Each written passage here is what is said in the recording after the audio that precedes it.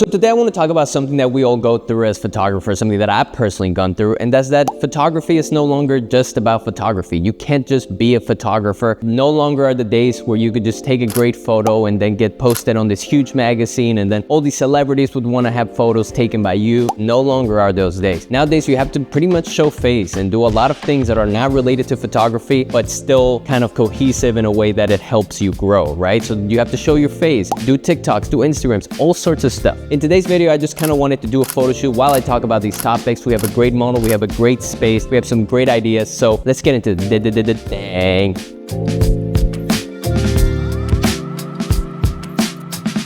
What is up, guys? Welcome back to Once Upon a Time, the greatest channel on YouTube if you like watching Mexicans on your internet connection activities. And guys, today, as you saw, we're gonna be talking about a topic that I think we can all relate to because we're all photographers, right? We're all creatives in a way. Maybe you're not a photographer, you're a graphic designer or a model or whatever it is. One of the things that really I struggled with a lot when I was coming up, because I did photography for 10 years up to this point in my career, and nothing ever really hit. And what sucks nowadays is that you kind of have to be a marketer, you have to be a content creator, you have to be a storyteller, you have to do everything that kind of doesn't have to do with photography, which kind of stinks, you know? So I just wanted to go over the topic a little bit, talk about some things that I personally did to try to just stand out from the crowd. The only difference between you and the next guy on top, putting out more content and doing things. It sucks because it kind of takes away from creativity because we find ourselves in this spot where maybe we're just creating without really any thought behind, and that's not always a great way to create. I also think that it's a good way to practice, right? There's a lot of good things to the grind. The more you do, the better you get at it, and not everything's gonna be a banger. But anyways, let's introduce you to our model, the space, and let's freaking do it. All right, guys, we're here with the amazing Curtis Wilder. And Curtis, what kind of modeling do you do? What kind of stuff do you do in the fashion world, I guess? Yeah, I do a little bit of everything, mostly fashion stuff, print, e-com. What's your experience with, I guess, kind of that struggle from a model's perspective? Yeah, it's tough. I mean, it feels like everyone's a model, the market's oversaturated, there's more models than jobs by tenfold.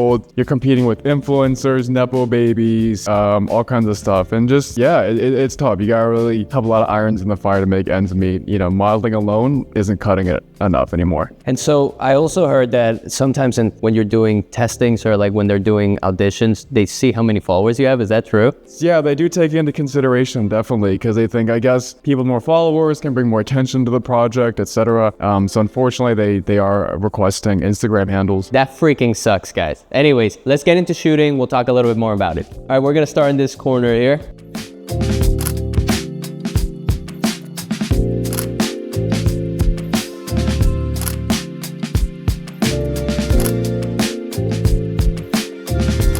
Now, in a day and age when everything is about creating, posting, it's obviously very defeating when your stuff doesn't do well. And I felt trapped to the same thing. Sometimes I used to think, dang, if I didn't get enough likes, my content just wasn't worth it, right?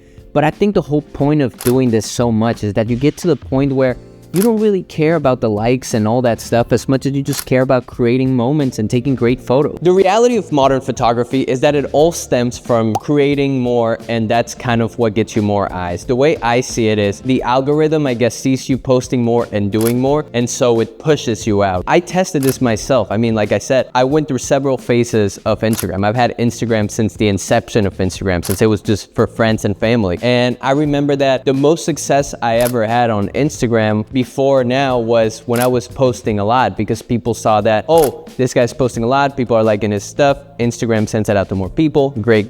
Now, the whole thing is different now. You can't just post photos, because I find a lot of times carousels on Instagram and all that stuff don't actually do too well. It's all about reels, right? And so one of the biggest things that I think you should figure out as a photographer or creative is finding your niche in a reel, right? So my whole thing, the thing that made me kind of blow up, I guess, which I don't like using that word because I'd like to think that my talent helped me selfishly. I don't know if that's a word, but it was the one where I have the camera here and I bring it up and I take a photo and then I just show a bunch of photos. When I did that reel, I didn't really know what I was doing. I was just kind of doing it because I was at a point on Instagram where I was like, you know what, whatever, I don't care, just post whatever. But nowadays you have to find that niche and try something out with your photography that stands out in video form, whether it's before and afters of your photos, during photo shoots, filming BTS. I mean, even now, I'm not just taking photos, I'm making a video while I'm taking photos. So there's a lot of moving parts to to this creative thing. Just learn to market yourself, learn to speak to the camera is another big thing that we're kind of forced to do now, right? Because before, photographers could just be behind the scenes, and photography originally was for people that wanted to tell stories and to kind of, I guess, journal the way that life is for other people as well. So we kind of like to be behind the camera, but now we have to do a little bit more of that, and we actually have to be on camera. So let's do a couple more photos. All right, now we're gonna do some stuff here on the chair.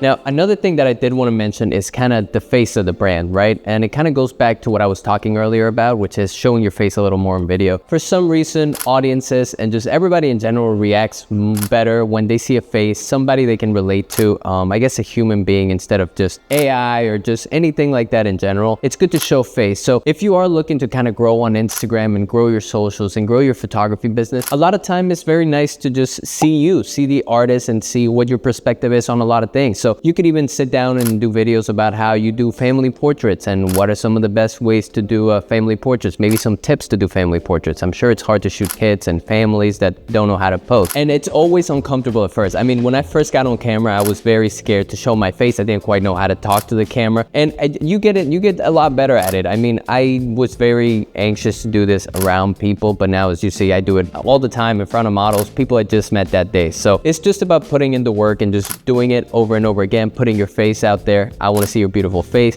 and just creating more, you know? So let's do actually a really creative photo here. All right, so the idea for the shot is we have the flowers going, and then we're gonna have the helmet. This is a helmet from like the 60s. It's like my wife's grandfather's grandfather, something like that. Anyways, really cool colors. I think it's gonna mesh really well with the flowers, so we're gonna try it out. But first, without the helmet. While balancing art and marketing might seem like a huge deal, there's a lot of ways to do this. One of the biggest ones that you guys probably don't notice, because I do it a lot actually, is to just do content days. So I'll pick a day out of my week where I shoot a bunch of videos, a bunch of photos, and I will have them kind of ready to go for whenever I'm actually busy. Because I do work a regular job, and all of us work regular jobs, so I don't have time to just willy-nilly do this in the middle of the week. So it's very important to plan out your shoots, what you're gonna say, and what you're gonna do. Art shouldn't be a one-time thing. You can post your photos several times. I think that's also something that a lot of people forget, is that I feel like people think that because they posted it once, they can never post it again. But the truth is that people forget, and sometimes even I will post the same stuff like months later, just because I know I have new people watching. I know that people may have forgotten, maybe people that don't see it. I like it a lot. There's a lot of things that go into it. So don't be scared to reuse your content, and you can even do something different with it. You can edit it differently, or you can just Photoshop something else into it, or you can show it in a showcase of different photos, like a slide with different photos. There's a lot of ways to go about it. And you can also share your process. If there's a day that there's just no way you can possibly do a photo shoot or something like that, you can also just share the behind the scenes, how you edit, how you post people, how you're post processing, how you storage images. All this stuff is interesting, that stuff that I watch. So don't be scared to show the computer side of photography, because it's also important to the process, and it's also worthy to watch. Look at that. That's gonna be a heater for sure. Good thing you got a helmet on. Oh yeah, definitely. Now, while all of this stuff might sound negative, it's not always bad. There's a lot of upside to it. For example, FaceTime just means connecting more with your audience, you know, and the people that enjoy your photos and enjoy the stuff you make. So the more you show it, the more people can relate to your work, what it means, and all sorts of different, I guess, things that people like about people. It is also an opportunity to connect with brands. You know, when brands see somebody that's not just a photographer, they can see someone that they could potentially work with on different things. Maybe this brand needs a photographer with a personality, or a model with a personality for more video stuff. That's also a great upside to this.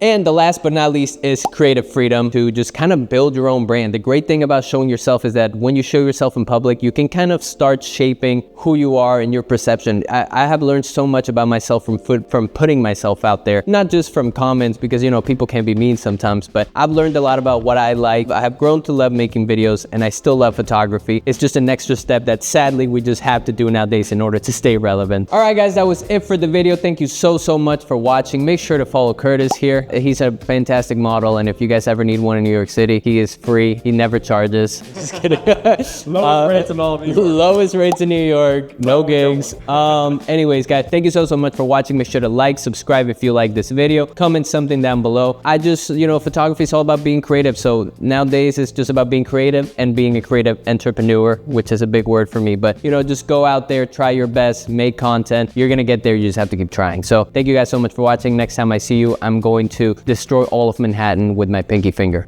See you next week.